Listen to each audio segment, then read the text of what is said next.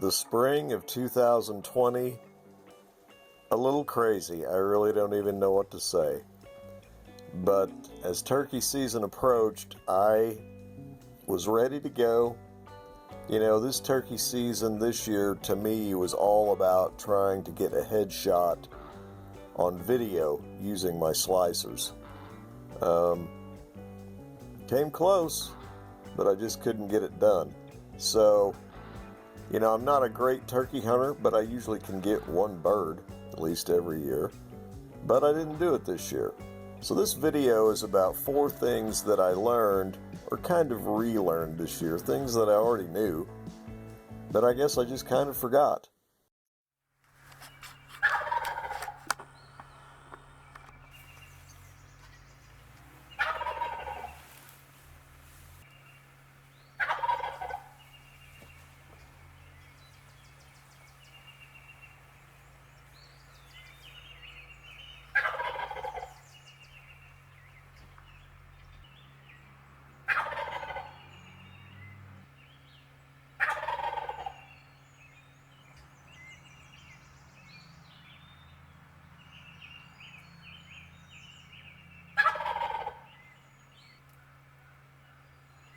Okay, watch the top of the blind.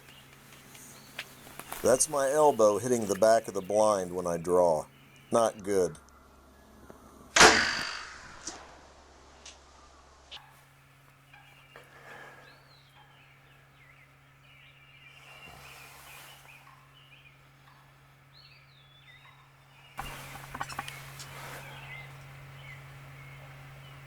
I just missed.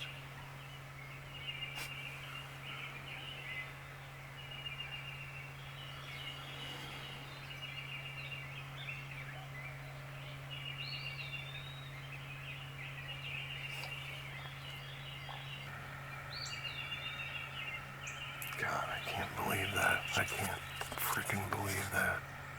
I hate turkeys. Okay, number 1. Don't hit the back of the blind with your elbow. I know better than that. I can't believe I did that. That Tom was probably 12 yards from me, and he saw me move a tiny bit because I probably had this window open too much. And then he definitely saw the blind move when my elbow hit the back of the blind. So make sure your chair is far enough away from the back that even when you're excited and you're not thinking about it, there's no way you're going to hit the back of that blind. And again, keep these gaps as small as possible. And obviously, you don't want to be facing east in the morning. You want to be facing the west. You don't want any sun going in there. Now let's look at some different types of windows. Here you've got the narrow vertical windows, which is great because it keeps it super dark in there. And then on this Shack Attack, we have a wide horizontal window. I can tell you it's going to be a whole lot easier to film by yourself out of a blind like this. You've got that camera sitting there on a tripod, and if you're in this type of blind, that turkey's going to have to be pretty much in a narrow area right here, or you're not going to be able to get it on film. Number 2, use a real fan. They work so much better. Leave these in the middle long. Cut these on the outside edges a little bit so it looks like a Jake. Put it on your strutter decoy, and it works. Number 3, scouting. You can't just say historically, you know, they're always on that one logging road. Or, you know, last year they were always in that hayfield. You gotta scout them.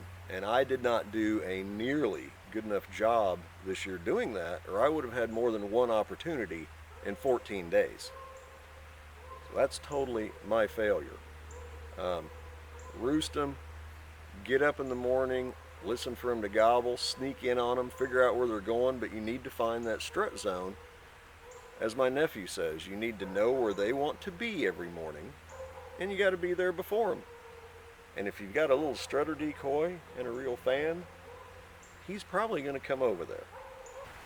And number 4, the most important thing that I forgot this year was hunting is supposed to be fun. I turned it into work. I decided this year that I was not going to shoot a bird unless I could get a headshot on video using my slicers. And I got one opportunity to do that in 14 days, but I just couldn't get it done. You know, it just wasn't any fun. The most fun I had this season was the day I went with my brother, and he harvested a really nice tom.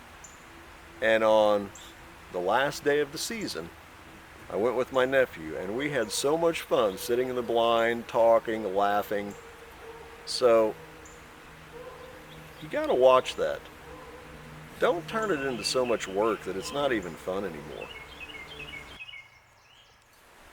Well, that's about it for my 2020 turkey nightmare. Hopefully sharing those few things with you, you won't make those same mistakes.